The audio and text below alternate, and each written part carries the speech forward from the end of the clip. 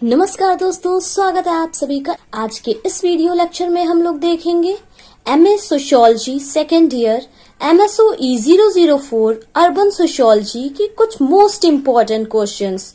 और इस सीरीज में हमारा आज का क्वेश्चन है urbanisation and its effect on environment.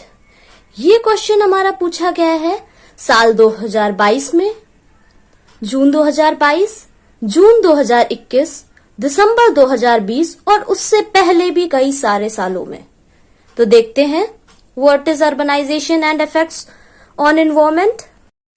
Urbanization refers to migration of rural population to urban areas, which is leading to expansion. Urbanization शहरीकरण मतलब लोगों का गांव की से शहरों की ओर जाना। और जब लोग एक जगह से दूसरी जगह माइग्रेट कर रहे हैं तो उससे क्या आ रहा है, हमारी सिटीज बढ़ती जा रही है, सिटीज में पॉपुलेशन बढ़ती जा रही है और ये बढ़ती हुई आबादी ने शहरों में उसकी कैरिंग कैपेसिटी को सरपास कर दिया है। मतलब जो उस एरिया की, शहर का जो एरिया है, उसकी जो वहन करने की क्षमता है उस सीमा को लांघ गई है आबादी, जो कि हमारे लिए खतरनाक है, विच इज हार्मफुल टू अस।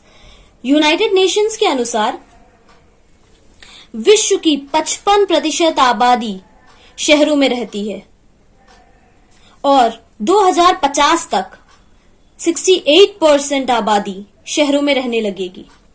और जो हमारा इंडिया का सेंसस है 2011 का, उसके अनुसार इंडिया की 32% पॉपुलेशन अर्बन एरियाज में रहती है और इस 32% से भी इंडिया की सिटीज जो हैं वो ओवर अर्बनाइजेशन का शिकार हो गई हैं, वो ओवर क्राउडिंग से ग्रस्त हैं और उनकी कैरिंग कैपेसिटी जो है वो सरपास हो चुकी है। तो वो जो है ना, वो हमारे लिए अच्छा इंडिकेशन नहीं है। अर्बन इन्वायरमेंट को हम लोग दो टाइप्स के इन्वायरमेंट में डिवाइड करते हैं। Urban environment is divided into two types, physical environment and social environment. Physical environment includes air quality, water quality, solid waste generation, noise level. और social environment में slums, crimes in cities, etc. अब हम physical environment को थोड़ा सा detail में discuss करते हैं। इसके अंतर्गत हमारा फर्स्ट है air quality. India's urban areas represent complex problem regarding physical environment. Quality of ambient air is deteriorating rapidly because of vehicular, thermal, industrial and domestic population. Bharat के जो शहर हैं उसमें वायु की गुणवत्ता बहुत ज्यादा खराब हो चुकी है और वो खराब होती जा रही है। उसके कारण है हमारी जो गाड़ियां, वाहन जो सड़कों पे चलते हैं, thermal pollution, industrial pollution, domestic pollution, इन सब वजह से हमारी जो एयर क्वालिटी है वो दिन पर दिन खराब होती जा रही है। एयर क्वालिटी के बाद देखते हैं अब हम लोग वाटर क्वालिटी। जो हमारी वाटर रिसोर्सेज हैं, सरफेस और अंडरग्राउंड दोनों ही जगह प्रेजेंट हमारी वाटर रिसोर्सेज दिन पर दिन कम होती जा रही हैं और यही नहीं, वो कम होने के साथ साथ प्रदूषित भी होती जा रही हैं। Rapid urbanisation and industrialisation, huge quantities of waste water enters rivers. Rapid urbanisation और इंडस्ट्रियलाइजेशन की वजह से, शहरीकरण और औद्योगिकरण की वजह से जो भी वेस्ट वाटर निकलता है इंडस्ट्रीज से, हाउस होल्ड से, वो डायरेक्टली रिवर्स में एंटर करता है, जिससे रिवर्स हमारी पोल्यूटेड होती जा रही है। Most of Indian rivers fall short of centre pollution control board because of pollution by untreated sewage and domestic and industrial waste. जो हमारी नदियां हैं वो सेंट्रल पोल्यूशन कंट्रोल बोर्ड के जो भी नियम कानून बनाए हैं उनको फॉलो नहीं कर पा रही है, जो उसकी गाइडलाइंस है उसको नहीं फॉलो कर रही है और उसकी सबसे बड़ी वजह है पोल्यूशन, जो हमारा रिवर्स में एंटर कर रहा है in the form of untreated sewage and domestic and industrial waste. जो हमारा अनट्रीटेड सीवेज जो निकलता है घरों से सीवेज, उसको हम बिना ही ट्रीट किए रिवर्स में छोड़ देते हैं। जो हमारा इंडस्ट्रियल वेस्ट निकलता है उसको भी हम यूवी नदियों में जाने देते हैं, जिसकी वजह से हमारा रिवर वाटर बहुत ज्यादा पोल्यूटेड हो चुका है और हमारी फ्रेश वाटर रिसोर्सेज जो है वो दिन पर दिन कम पड़ती जा रही हैं। और जो पोल्यूशन है, वाटर पोल्यूशन, इसकी वजह से जो कंटेमिनेटेड वाटर हम लोग पी रहे हैं उसका हमारे हेल्थ पे बहुत ही गहरा इम्पैक्ट पड़ता जा रहा है। हमारी हेल्थ दिन पर दिन खराब होती जा रही है। जैसे अगर हम लोग इसका एग्जांपल ले तो कैडमियम पोल्यूटेड जो वाटर है ना, वो हमारा वेस्ट बंगाल में पाया जा रहा है, जिसकी वजह से हमारा बहुत सारी लाइफ्स खतरे में आ चुकी हैं। वो ग्राउंड वाटर तक पहुंच गया है। अब वाटर क्वालिटी के बाद फिजिकल एनवायरनमेंट में हमारा तीसरा है solid waste generation. Problem of municipal solid waste management has acquired alarming dimensions. जो सॉलिड वेस्ट है वो अब हमारे लिए खतरे की घंटी बन चुका है। और सॉलिड वेस्ट क्या होता है? It is a mix of paper, plastic, glass and organic matters. और उसमें भी सबसे ज्यादा जो चिंताजनक सिचुएशन बनी हुई है वो किसके लिए है? वो है नॉन डिग्रेडेबल प्लास्टिक्स के लिए। ऐसे solid waste, municipal solid waste जो कि डिग्रेड नहीं होते हैं समय के साथ और वो इन्वायरमेंट में जैसे के तैसे बने रहते हैं। और उसमें वो क्या करते हैं इन्वायरमेंट में, फिर ड्रेन्स को चोक कर देते हैं, नालियों को जाम कर देते हैं और वो जो आसपास सराउंडिंग में स्मूदर ग्रास ग्रो होती है, सॉफ्ट ग्रास, उसके उगने में वो बाधा बनती है फिर। और म्युनिसिपल सॉलिड वेस्ट का जो अनसाइंटिफिक डिस्पोजल है वो भी हमारे लिए एक चिंता बनता जा रहा है। Now next in this is noise level. Noise is a pollution got attention recently in India. इससे पहले नॉइज को पहले के समय में भारत में ज्यादा महत्व नहीं दी जाती थी, लेकिन अब ये एक जरूरी अहम पोल्यूशन बन चुका है इंडिया में, जिसको एयर पोल्यूशन, वाटर पोल्यूशन के जैसे ही महत्व दी जाने लगी है। और नॉइज पोल्यूशन हमारा किससे किससे होता है? व्हीकलर ट्रैफिक से होता है, इंडस्ट्रियल एक्टिविटीज से होता है, इलेक्ट्रिकल अप्लायंसेस से होता है, म्यूजिक सिस्टम से होता है और भी बहुत सारी कई चीजों से होता है। अब नॉइज पोल्यूशन के साथ हमारा फिजिकल एनवायरनमेंट खत्म हो रहा है। अब हम लोग देखेंगे अगला social environment.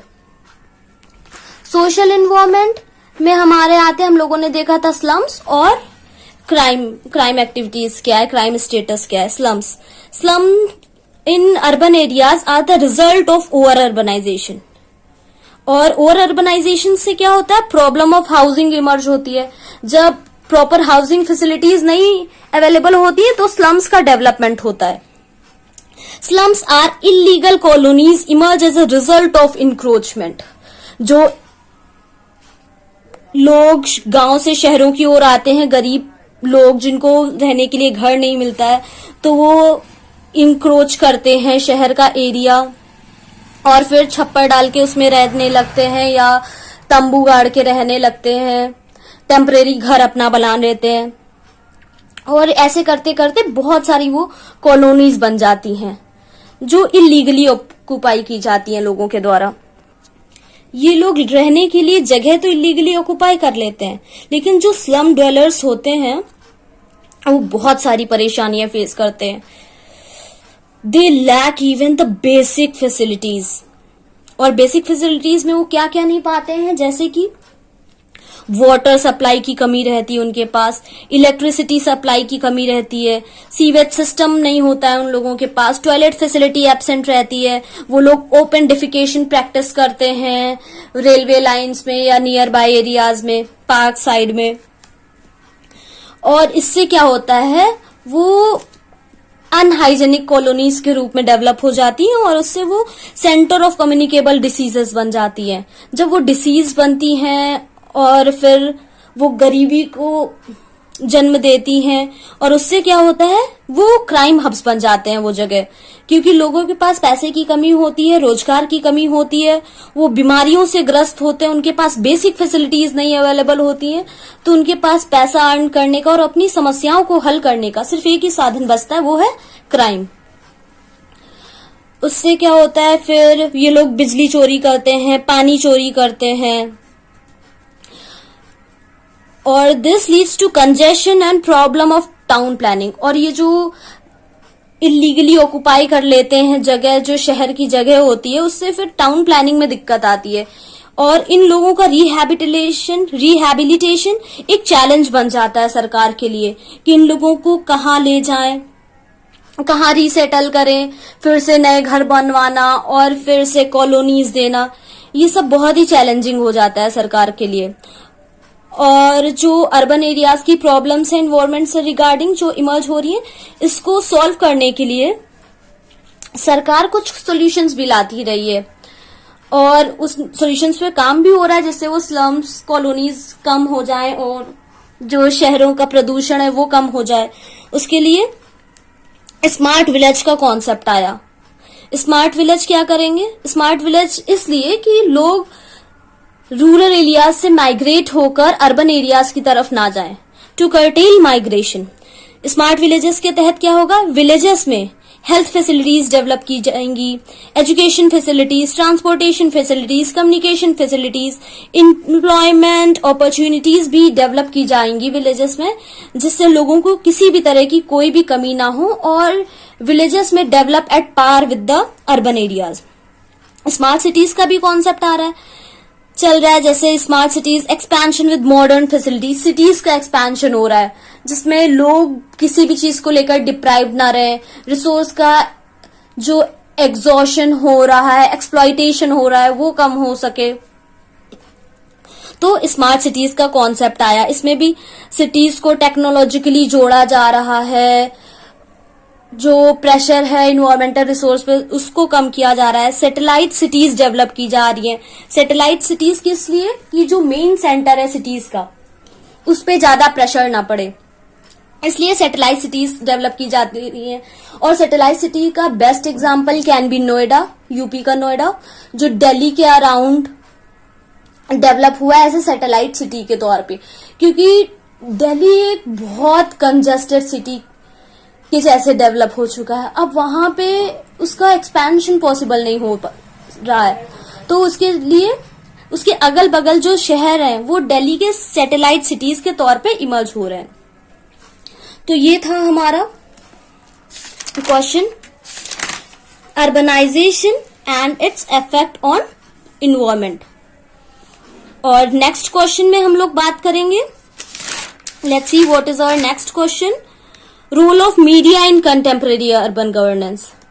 Stay tuned with our IGNOU Pathshala और मिलते हैं अब हम लोग नेक्स्ट वीडियो में कंटेम्परेरी अर्बन गवर्नेंस के साथ। Thank you. Please do like, share and subscribe our channel. Thank you.